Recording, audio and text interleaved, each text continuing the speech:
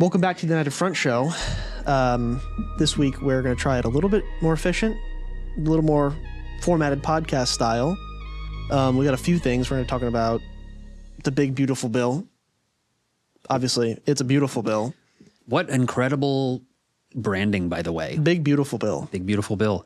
And we need to start Democrats are calling it that. I heard Bernie, I think it was Bernie, referred to it as the big, beautiful. No, maybe it might have been Robert Reich. Maybe Reich, yeah. We're going to talk about the embassy assassinations that happened in D.C. Yeah, that's sad. And a little bit less about the conflict itself in Israel, but more of a, in the U.S., kind of more focused on the, I would say, the discussion around that movement. And then to do something a little more positive, because that's, there's a little bit downer and we got to be optimistic. We're going to talk about Zohran Mamdani, the Democratic socialist running for mayor in New York City, who is polling extremely well, might I add. It's a big deal. It is a big deal, and we're going to talk about kind of the coordinated media attack on him. We're going to talk about that and some more of what exactly he's kind of supporting, I guess, just to bring a little awareness, even just to you or me, and maybe somebody else will get something out of it. That was a great introduction. Thank you. I got to do the... It certainly doesn't feel like your first time. I got to plug everything. I got to plug the socials. That's all in the description. What are the socials? How can someone reach you if they're pissed off? I have a Twitter. You do? Okay. There's a Twitter. I don't even remember what's on the in screen. the It'll be description. on the, yep, it'll be on the screen. There's some stuff down there. My Blue Skies down there. Oh, yeah. There's the Twitter, there's the TikTok, and there's the Blue Skies. Yeah. That's what's down there. We have a Patreon as well. Yep. If you want to, give us money to buy some coffee so I can have more energy to do the show better. To make a better show. It's up to you. Please support. I mean, if you buy me a coffee, I'll write your name on the cup and I'll just hold the cup for an hour. I'll never even drink it. I just hold it the whole time. Our first Patreon subscriber, we're going to get a coffee mug with that person's handle on it. For sure. As a, to honor that moment. An honor, like this is a big moment, Anybody that goes to the Patreon right now. There's one free subscriber. Oh, there is? Yeah. But it's the free one. So. I didn't know that. Yeah, one person. Do you know how? Who are they? I can't pull it up right now. It's on my desktop at home. I need to get it on here. I know. I'm doing bad production. I didn't even know that we had an official Patreon. Neither did I. But what's it called? A subscriber? Did they call it a subscriber? A Patreon subscriber, yeah. Okay, Patreon. Okay. Except for the fact they're not giving us any money. Well, that's okay, though. They're invested enough that they're paying attention more closely, and we really appreciate it. We do appreciate it. We are here to serve. Bottom line is we are here to serve. We are active participants in the democratic process. We document the protests that are happening locally, this 99% movement or even just anti-Trump stuff. Yeah. We're right there in the mix. Go watch some old videos to see a little bit of what that looks like. And yeah, there it is, one person. On May 2nd. Oh, man. All right, so it's only been 3 weeks, and we sorry, person. We didn't notice. I'm trying to find. I saw it earlier. That did not feel like a genuine apology, by the way. YW. What? That's what they got. YW. I won't read their Gmail out. That would be mean. All right, YW. Thank you. Welcome to the insert community name here. I don't have a name for us yet, but I'm trying to build a community here. I don't have any friends. Can we call it the 99? There's only one person. So it's the 100% right now. So, you know what I mean? Yeah. The 99% movement. Something, but yeah, so, check that out. We need to work on it, but as this starts, we're going to start getting some early access to things, some behind the scenes stuff, some special episodes. Yeah. That we're going to do. So as that grows, we're going to get to know us. More things you will be able to get. Yep. If you want to get to know us, I'm serious. If you want to get to know us. I'll put it like this. If you do the $5 tier, you're going to be getting probably like $30 or $40 at least worth of stuff out of us. It's not going to be equal, and it's in your favor. The unfairness. But that's only for the first few subscribers at some point. And then it's like $100. At some point, we can't give away. It'll be too much. Well, no, even if we do a $5 tier and we give an episode early. Oh, yeah. Or like an extra episode no one else sees, even that's like unbalanced. Really? For them. Oh, yeah, it would be unbalanced for them because I love them so much. And them is YW. Appreciate it. Okay. Let's get into the episode. Enough rambling here. Oh, yeah. Also, just remind everybody that we actively work to get those elected to office who do not take any corporate donations at all, which I believe we will discuss that in greater detail today. Have a politician. I'm sure there's more, but I know this guy. So we've interviewed. Yeah. So might I add, that's any politician from any party. If they don't accept corporate donations, then even the evil party. I'll tell you this. What if Dr. Evil runs for office and takes no corporate money? No, I don't mean that kind of thing. I don't mean if Elon runs, he doesn't because he doesn't need any. I'm talking about. I like how I said Dr. Evil and you said Elon. Well, Yeah. I'm talking about what if a Republican was running for office? Oh yeah, I suppose the party name is less important than what you're running on. Sure. So they're anti-abortion and they might be very religious. But they're reasonable. They might be very pro-gun, et cetera. So, but I suppose having an anti-corporate Republican might be superior to having a corporate Republican. Well, here's my question. How about a corporate Democrat or an anti-corporate Republican? That's an interesting question. That is an interesting question. I guess, I don't know. That's a hard one. Oh, okay. So that's tricky. But this is worth staying on. No. This is worth staying on for a second. It's even more important than any of this that we're going to talk about because this is an interesting topic. I would say largely. How important is it to you first? How important is it to you that your candidate or your person from your district that's up in Washington, D.C. does not accept corporate donations? They might vote for anti-abortion things. They might vote pro-gun things. They might vote tax cuts to Medicaid. I think that takes primacy over the no corporate thing. Really?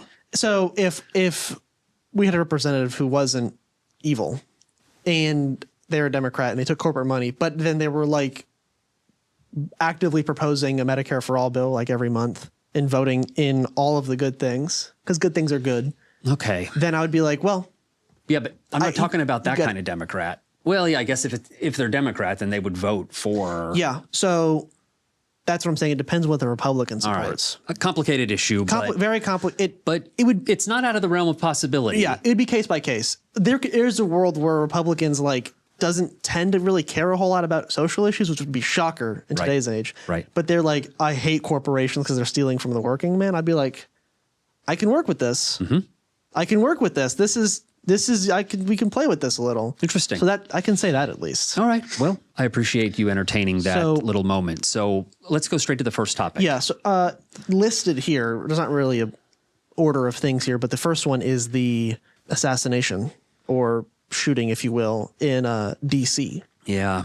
That happened in D.C., which was like 3 blocks from like the Capitol building, by the way. Yeah. I saw the map. Mm-hmm. Obviously terrible. We don't support obviously. So violence and this killing of obviously. People. Obviously. Hopefully something like that goes without saying, but obviously we don't support that. Why did you give us a caveat, by the way? Why did you feel compelled to have to say that we don't support that? Is it because you feel like this guy is on our team? Well, he's going to try to be shoved into this team. The media is putting this guy. I would say, he's almost all of the media, particularly the right, but I would say a lot of corporate media is going to try to shove him. Hard left. He's way, way left. Yeah. Right? A socialist. Is that true? Is he a socialist? I'm going to go ahead and I say I don't believe it. I don't believe, even if he were to call himself that. Oh. Because I heard something very distant about him being for the Party of Socialism and Liberation. Okay. I don't believe that he believes. Say that more slowly. The Party of Socialism and Liberation, the PSL. Oh. It's one of like 9 socialist parties. They're all. Is that an official political party? That's a real party. In the United States? It's tiny, but it's a real party. Okay, interesting. There's a better socialist party. It's called the Democratic Socialists of America, the DSA. Got it. Is that Bernie? Bernie and AOC and Mamdani is an active, ranking member of the DSA. The gentleman running for mayor in New York City. In New York City. Yes. Okay, interesting. Anyway, off on a tangent. Yeah. So this guy, this 31-year-old terrorist. I mean, violence for the means of political advancement. I would say he's a terrorist. So I'm going to go ahead and hedge probably some pro-Palestinian arguments here of this was a U.S. citizen in the capital of the United States, a U.S. citizen born in Chicago, killing foreign nationals but who work for the embassy, who aren't the ambassador, just like people who push paper. Yes. Killing them in the streets at an event, which I think in is the capital of the United States. Okay, yes. Which, so let's be clear, there's a difference between Palestinians fighting back in their over there where the war is in Gaza. But we're not talking about that. We're talking about American citizens gunning people down in the streets here. I'll say this, not the enemy. Those two are not the enemy. No, they're not the enemy. If they're the enemy, then you're going to have to kill several million Americans if you believe that's the enemy, because any person who's ever interacted with the U.S. military should then get the same treatment. Yes. That doesn't make sense. Right. It wasn't a military maneuver. No, and it wasn't saying. a resistance fighter. It wasn't nothing. It was a symbolic killing is what it was. Yeah. Yeah. Which, and I will say, what it's going to do is... Which is terrorism. Which is nothing helpful is what it's going to do. It's not... It doesn't help that cause. No. It doesn't help that cause. It doesn't matter. It makes... It's irrelevant to what Israel's doing. The matter is a U.S. citizen killed someone in the U.S. Yeah. That's not going to go well. So what they're now going to associate they're already associated anyone who's pro-Palestine, which is the correct position. Well, be clear. Pro-Palestine is the correct position. At this point, for sure. It's pretty hard to... Right now it is, at this point. It is now until... Yeah. Until further notice. Until rapidly or radically different situation arises. The movement was already kind of viewed as terrorist supporters, which some people are, and violent mobs because of the campus crackdowns. Yeah. And now when we're killing people, and then we're doing Free Palestine, you've doomed the movement to so much more police crackdown than before. Because now the police already are trigger happy here. Yep. And now if they know, oh, these people kill people. Yeah. I think a good rule of thumb, you're going to have to look this up. I think it's a Martin Luther King quote, but I'm ready. You can't beat violence with more violence. Is that Gandhi? Maybe it's Gandhi. It sounds like it could be. I don't know. It's some sort of a peace. Wait a second. Look at this. Like it's some sort of a peace loving. You know what I'm getting at. Returning violence for violence multiplies violence. Adding deeper darkness to a night already devoid of stars. Hate cannot drive out hate. Only love can do that. That sounds like Bob Marley or somebody. That was gorgeous. It was Martin Luther King. You were right. All right. So I'm sure others have said it, but others have said things that are I'm sure in the gist of that. So that's what I'm getting at. But I agree with you. I mean, I would think that everybody that's reasonable that understands this would agree that it is a bad idea for the movement to move towards violence. It's also, I think, a reflection of what's going on in the world at large. I think that this is a more violent world than we have lived in at various stages. I think it's, no, it's definitely not that. It's getting hotter in terms of violence for most people who have lived, at least in the Western world. Because it's been a nightmare if you don't live in the West. True. Right? Yeah. There are violent places everywhere. It's nightmare fuel everywhere. No doubt. But the U.S. and Western Europe, and I would say since the end of the Cold War, it's just getting hotter violence-wise in the Western world.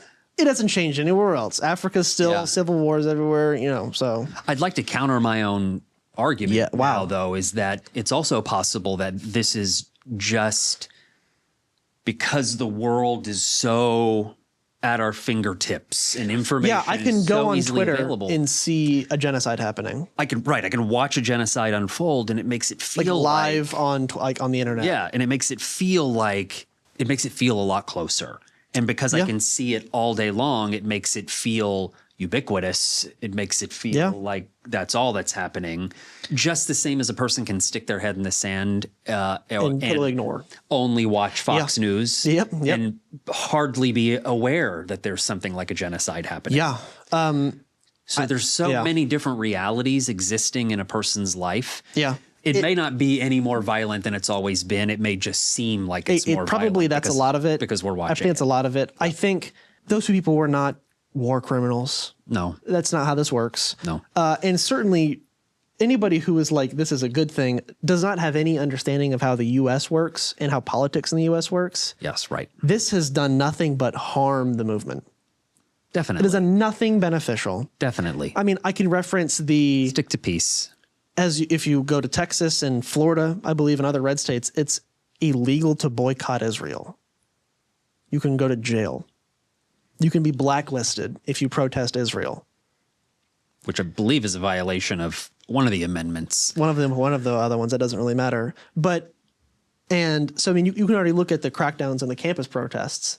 Now what's going to happen? Yep. Your First Amendment rights no longer exist. Get ready for that. Yep. Your Fourth Amendment rights and your Fifth Amendment rights are also probably out the window. How about the second? I'm still going to get to. I don't know if these people believe in the Second Amendment. Yeah, we don't really know, actually. I'm not really sure their thoughts on the Second Amendment, but all this is going to do is just incite more lockdowns on this. This is not in the Middle East. It's going to make it where harder. The war is happening. It's going to make it even harder now to bring awareness to the U.S. is not the war zone. What we can do here is you just have to spread awareness, educate people, try to do that. You have to do it through soft power. You can't go killing people. There it is. That is never going to change anything in the U.S. That's not how that works here. Let's see if anybody disagrees with this. Yeah, I'm curious. It'd be interesting to see what the takes are on this one. Yeah. Yeah. I'd like to get to some better news, actually. We can. Luckily for you. Second thing I got on my list here is Zohran Mamdani. Yeah. Wait in a the second. new Red Scare. Can you Zohran Mamdani. Zohran. Zohran. Zohran. I'm probably fucking it up. Mamdani. Forgive me. Mamdani. Mamdani. Mamdani. Forgive me if I'm messing it up. I'm an uncultured white man, so I probably am. Yes, definitely uncultured. And I would say the new Red Scare. What do you mean Red Scare? Now you've lost me. I have not. I'm not. When were you born? I'm not a historian. How old are I'm you? not an historian. Who was the president when you were born? Reagan. No, not Reagan. No, it wasn't Reagan. Roosevelt. Yeah. Okay. Teddy, I think. Teddy Roosevelt. No, Carter. And then you had Mr. Red Scare, Reagan. Yeah. My youth Was the formative years of a young man, that kind of, Yeah. Probably wasn't as bad as it was in the 50s, but the 80s were probably pretty bad too, I imagine, for the Red Scare. I mean, they weren't like arresting and executing people in the 80s quite like they were in the 50s. We didn't ever have to do like nuclear bomb hide under your desk so it drills. probably wasn't as ramped up. And they definitely had to do that in the 60s. Yeah. So but I would say Reagan himself personally was a bit of a warrior against communism. Honestly, I felt like we were very protected. I felt like in America. Oh, really? Oh, yeah, absolutely. It felt to me, and it might have been just what I consumed as a kid, whatever that was. Or what you saw and heard and passing. Look, I mean, I watched Top Gun as I would feel pretty invincible if I watched Top Gun as a kid. a 9-year-old. I would kind of feel invincible if I watched Top Gun as a 9-year-old. But how invincible is America, though? Like, you better believe that we felt in all the war movies. 9/11 showed we're not exactly invincible. I'm talking about the 80s. Oh, yeah. So that's when I grew up. I grew up in a time when I felt like America then was U.S. safe. beat the Soviets. So then it was Right. like, oh, we're indestructible. So there, communism bad. Yeah, sure. Obviously, I heard a lot of that in the 80s, but Red Scare, no, that's got to be something that's older than. That's what communism bad was resonates. that Reagan was doing. It just wasn't the same. Anyway, it's what Stephen Miller's doing now, where I saw him tweet this activist judges or communist judges, or no, he tweeted out it was George Washington didn't cross the Delaware 250 years ago, so we could have communist judges fighting against Trump. And I was like, I'm going to go out on a limb here. There's no communist judges in the U.S. Maybe there's this many at most. 5. Yeah, and there's a lot of judges. Maybe. Right? Communist is such a. It's coming back. What do you mean? It's making a comeback? In terms of Red Scare. Like, it's making a comeback in terms of. the bad guys are communists and anything we don't like is communist. Well, Marxist and, Marxism, as we noted a couple of weeks ago. Returning. Yeah, is also making a comeback. Let me talk about a little some of the positives about Mamdani, okay? So he's a DSA backed, so Democratic Socialists of America. Yes. Backed state assembly member. So there's somebody that believes in him. Yeah, he's a assembly member in Queens, New York. Is that something like a state rep, assembly, or maybe like a council member? Council member, more like a council. It's like a council member, city rep, kind of more like that. All right. So he's already in elected office. Already in elected office, and pretty proudly socialist. I saw a campaign video from him 4 years ago where he dropped the Democratic for the first half of the video and just said socialist. Oh, interesting. And then he brought the Democratic in and explained it. And he won. So, I mean, he's in Queens, so he's probably, it's not horrible to say stuff like that. Here, be careful. Yeah, that would be hard. Careful. That would be hard to pass muster. A few things that he lists. I've seen a few interviews with him, and he lists a few things. Freezing rent for the rent control homes in New York. Rent control homes get frozen rent. Okay. Frozen rent. Yep. At a time when rents are high, that sounds like a reasonable thing. Totally revamping buses. And so adding more city buses that are free. More free public transport? So he's wanting a new line per borough that's totally free, and then to expand upon it. Okay, fine. Universal childcare. So I imagine universal childcare. Yes, I would imagine the way he explained it, it's more of a daycare systems, pre-K systems throughout the city. A place for your kids to be. He was explaining the costs because it's ludicrously expensive to be in New York. Yeah, I believe that. And so you can imagine how much childcare costs in New York City. Probably not cheap. Probably not. And so wanting to allow people who aren't, a trillionaire be able to live in New York City. And this is the one that made the rounds, was city-run grocery stores, one per borough to begin. That's interesting. Yeah. City-run grocery store. So just like we talked about housing last week. Yes. Same principle. He wants to have a grocery store, functions identically, taps into the supply chain identically.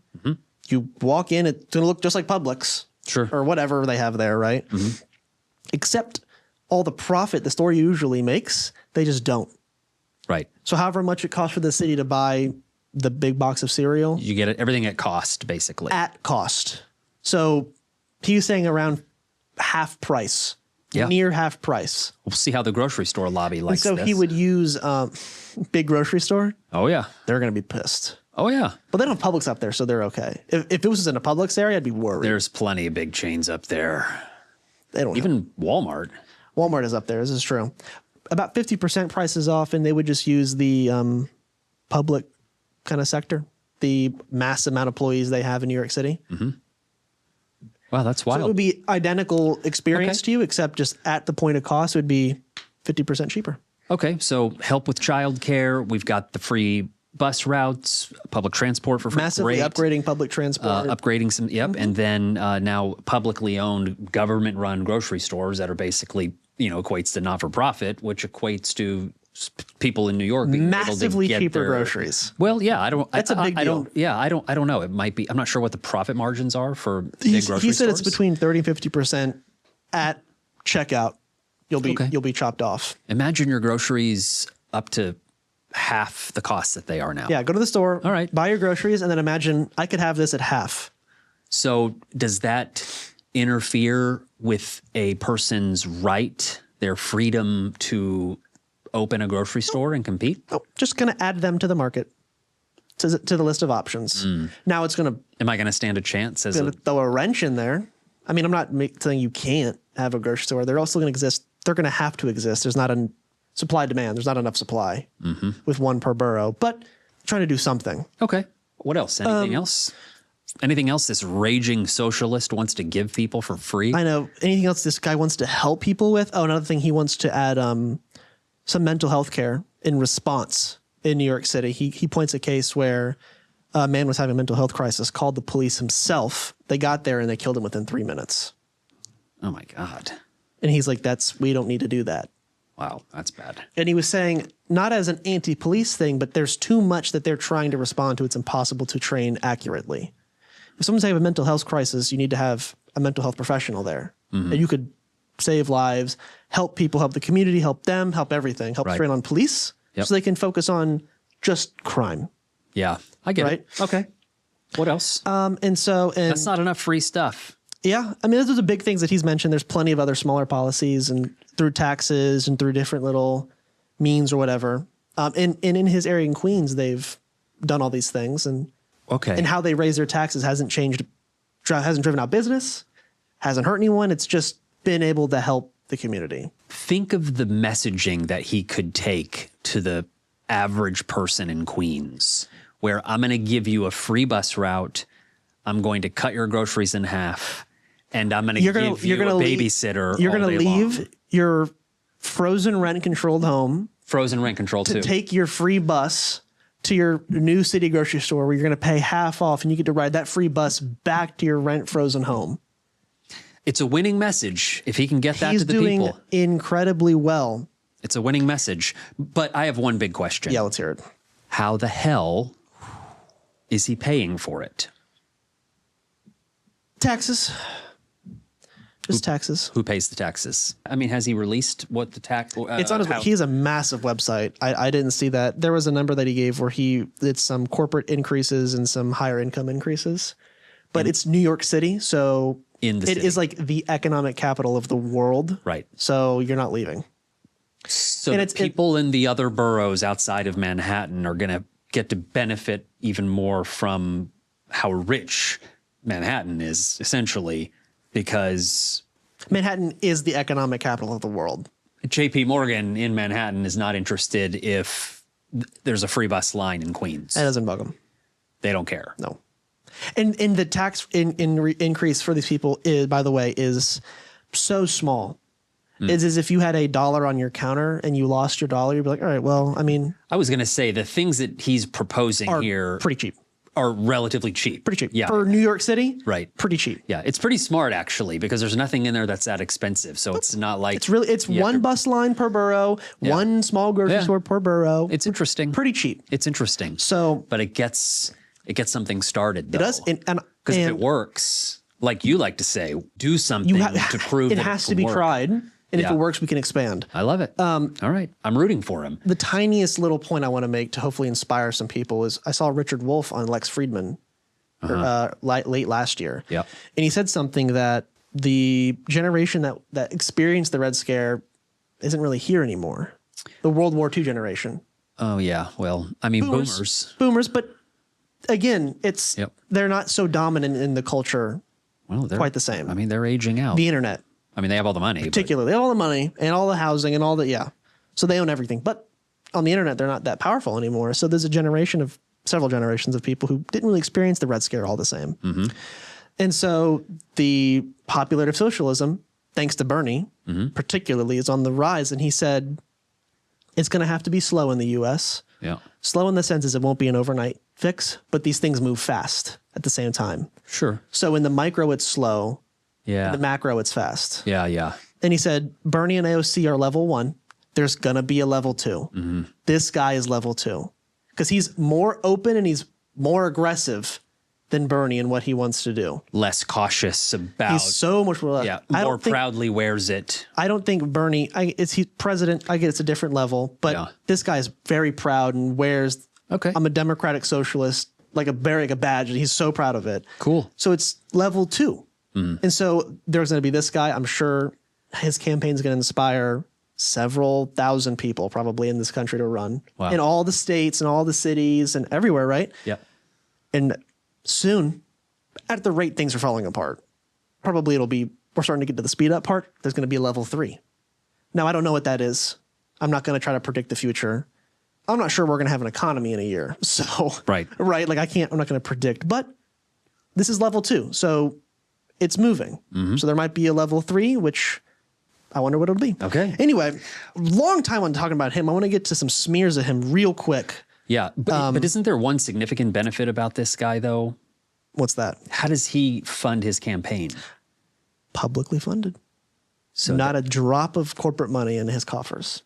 This is the mayor of NYC, who, by the way, the current mayor is awfully embroiled in controversy. I would say one of the most prolific corruption cases like ever. It's pretty crazy. It's pretty ridiculous.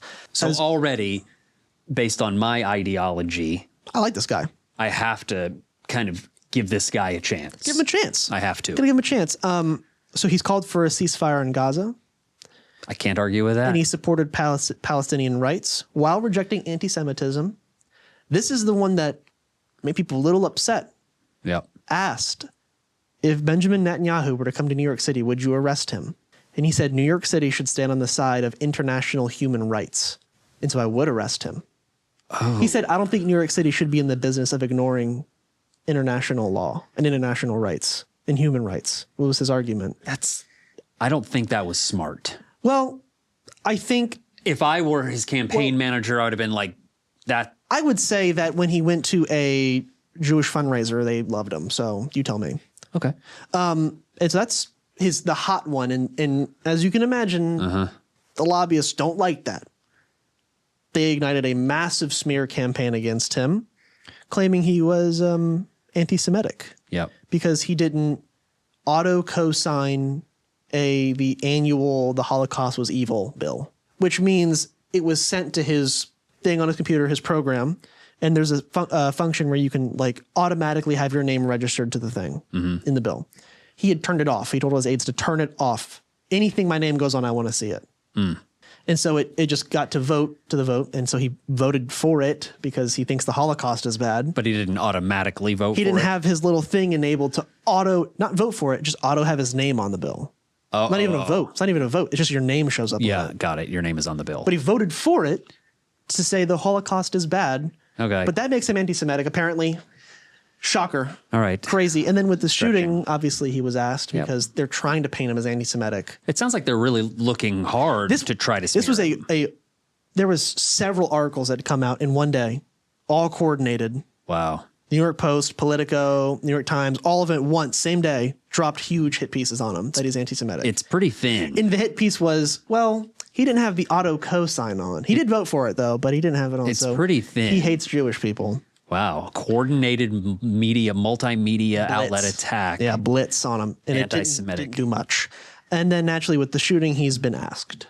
Wow. Interesting. It's an example of the bias and the double standards. How all media, this would be. Yeah, everyone. Yeah, like everyone's been media and everybody. Right. Yeah. Yeah. Where, he says, I support human rights and that makes you dangerous. But when you don't, if you support bombing of Gaza, then it's defending democracy. It's crazy. It's terrible. That's going to be one to watch. By the way, when is that election? About a month is the primary. Okay, so there's a primary first. Is he going to thrash in the primary, or are there contenders in the primary? Cuomo. Oh, really? Yeah. Creep, rapey Cuomo is in there, and he's winning right now. So he's got to beat Cuomo. And if he beats Cuomo, he won, because it's in New York City. Oh, boy. But it's ranked choice voting. So he might, the last poll I saw like a month ago, it was the final rank was 60-40 Cuomo, which is insanely close. Sure. By the way, as a socialist goes. Right. That's crazy. Yeah. So. And he might have gained ground. I'm sure he has. He's had an incredible campaign. Wow. I think everybody. One to watch. One to learn from. Definitely to learn from. It's a great modern left-wing campaign. So much to learn from. On a local level, even though we agree that NYC is practically like a country. Yeah, practically practically a president, a prime minister. But technically local. And I think a mayoral candidate. Yeah, I think his strategy would work statewide in certain states. Maybe not in New York or Texas, but definitely not the three largest states in the union. Yeah, sure. But somewhere like Oklahoma or Yeah, okay. Yeah, or a Maryland. Yeah, something like that. I think this is a template that any leftist needs to immediately latch onto and learn from as much as you can. On how to message, how to design it, how to talk to people, everything. It's a beautiful campaign. Very beautiful campaign. Good stuff. Good reporting. All right. Yeah. See, we are making a contribution. We're making a contribution. Feels great. And to tie this wonderful news up. We'll have to talk about him in a month. So yeah, we're going to talk about him. Stay tuned on more him. Than once. Yeah, I like this guy. Yeah, this is going to be a recurring topic. It will be. And the last greatest news of the day is the big, beautiful bill. The last greatest, big, beautiful, bill. Fantastic, glorious, splendid, stupendous bill. Yeah. The nightmare bill. It's the evil bill, you could call it. $4 trillion to the debt. We're going to be getting about almost 14 million people off of Medicaid. Yeah. Over 3 million people off of food stamps. Student debt. It's going to go up because it's going to be hard to get some loan relief. Just all the horrible. Oh, yeah. $60 billion to the border. It's interesting that it will add so much to the debt. You said $4 trillion over the next 10 years or something like that, 8 years or whatever it is.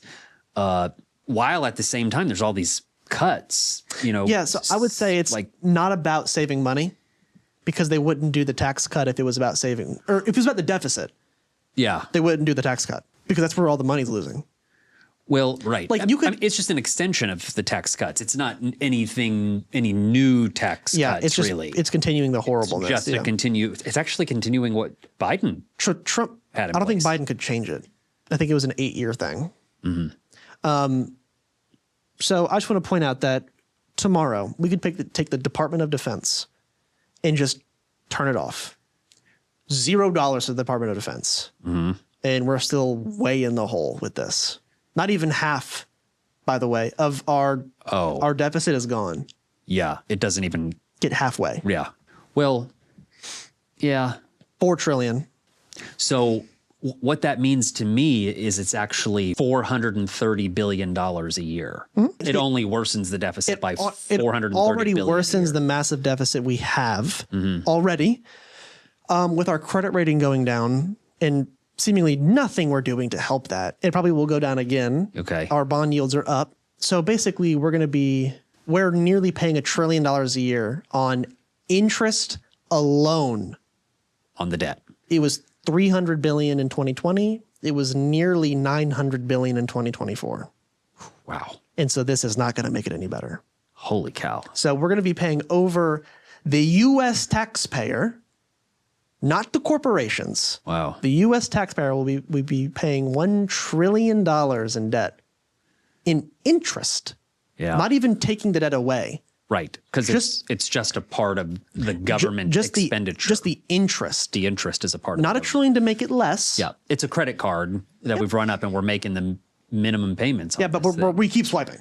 Yeah. We're not stopping swiping. Right. We're spending even more. Yeah. So, but in this case, though, so in this bill, in this big, beautiful bill, I see this as kind of revenue neutral from what we've been doing. It's not like they cut a bunch more taxes than have already been cut. It's like they kind of like left it as it is. No, this is new. The coverage losses.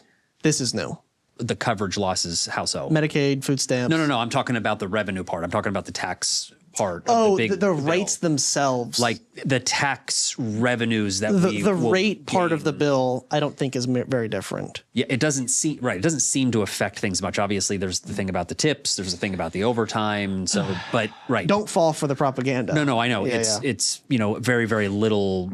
It's meaningless. Money either Slop, way. Yeah. I think there's a child tax credit. It goes from like $1,000 to $1,500 or something like that. It's right. It's not huge amounts. No. So it's not so much that we're adding $430 billion or $4.3 trillion over 10 years onto the deficit. We're just keeping it up. So they're going to leave the taxes the same, but in order to try to not add as much to the deficit, rather than raise the taxes, they said, let's start slashing our spending. But they're not even meaningfully slashing spending. And well, Medicaid. Sure. So they're going to cost lives. Right. Yeah, they're right. They'd rather keep their corporate taxes low. Exactly. At the expense of human life. Right.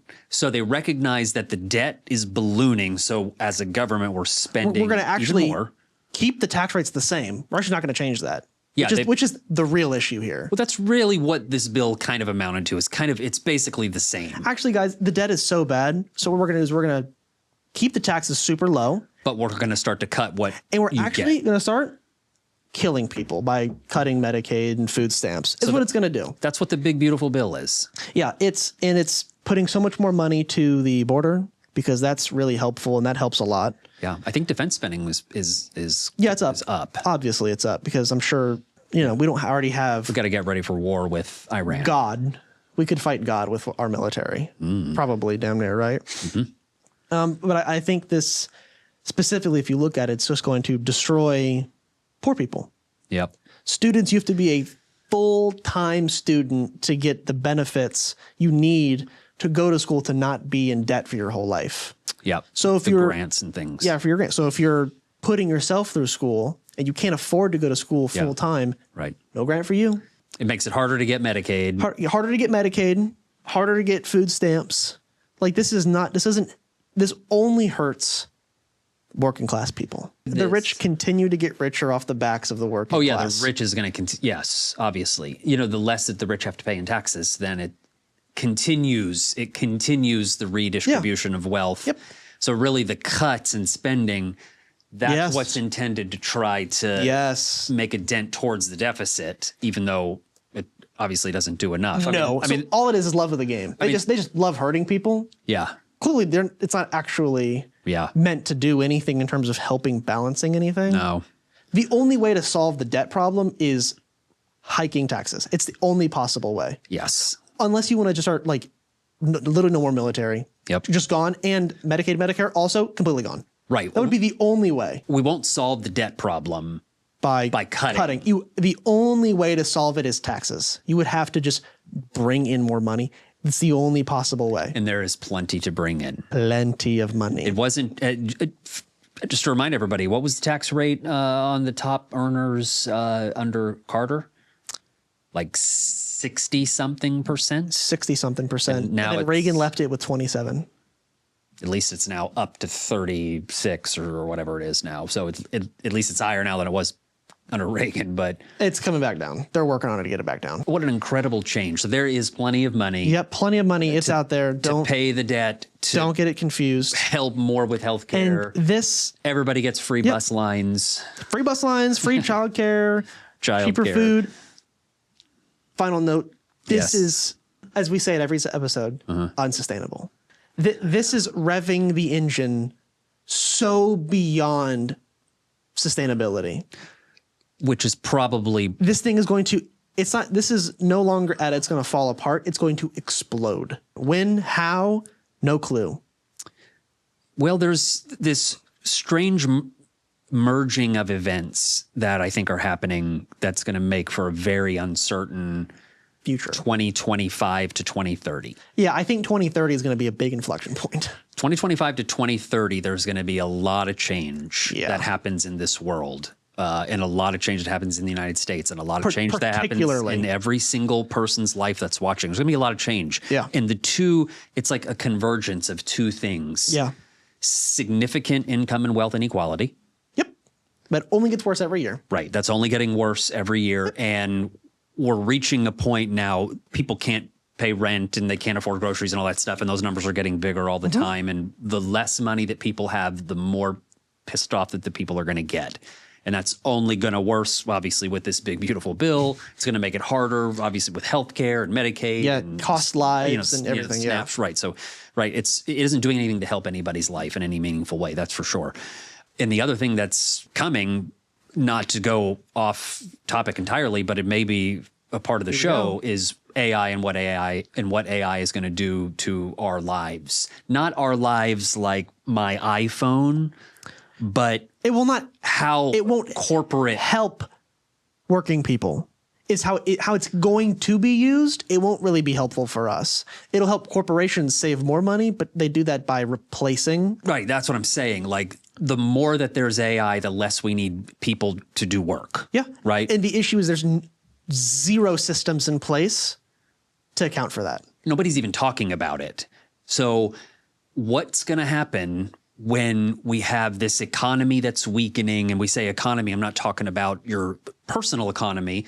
I'll get to that in a second. But like, the general economy and the stock market's, crazy and the yields are up and all this stuff, right? So like it's already on our credit rating as a nation is down for the first time in a long time. Yeah. So there's all these kind of indicators that it's coming. It's coming. The explosion is down the road. Right. We're not real sure how far. Right. But we're going to blow up at some point. And then things like this big, beautiful bill only accelerate are going to affect a person's personal economy. Way bit. Not every single person, maybe not me and you, but some people that we might know, they might not be able to get Medicaid. And then how are they going to afford their medications? Or it's, there are people that I know that are on SNAP and they may lose their SNAP. So, right. Yeah. So that's going to make their personal economy more difficult. Then add to that over the next. And then all the hidden tariff effects and the inflation effects, for sure. The costs. This will catch up to your personal economy. Yeah, good point. So the costs also are going to be going up. There will be fewer jobs, and any of the jobs that are here pay low. Yeah. Any jobs yeah. out here aren't going to like outpace Yeah. this negative economic effect. Yeah, at all. Yeah, we're at a time where there are major factors that are converging right now, beginning now and over the next just not that long. So this is a crazy time to be alive. Ridiculous. Yeah, crazy. I'll tell you that it is a crazy. I tell you this: the '90s was nothing like this, my man. I mean, 1994, greatest year in history for movies. Look it up. You'll see how many amazing movies were. Yeah, and it's, so I would say the contradictions, if you will, of capitalism are starting to rear their ugly heads. Yeah. In this ways, hyper-capitalism. in ways hitherto unpredicted. This is It's truly uncharted. it is reaching levels of like, It's truly uncharted. wow, this is crazy, and it's going to keep happening, and eventually it will explode. It's not possible. Yeah. This does not how this works. Infinite growth isn't possible. Whatever this is, this bill, Something's going to change. There's going to be a change in population, or there's going to be a change in the currency. probably what happens is some kind of, There's going to be some major. it's going to be shift. some kind of Great Depression-esque crash.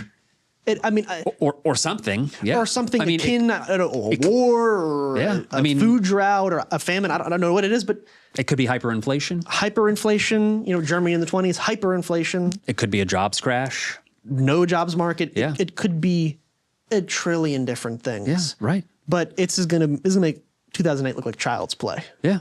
I mean, just wait until AI can do every administrative job that's out there. Wait till the corporations get sick of paying for people, and they've made models that can replace people, and they just start mass laying people off. Yeah. Unemployment spikes, But nowhere else to go work, though. and nothing to do about it. Yeah, I mean, they're automating McDonald's now, so I can't even go work at McDonald's.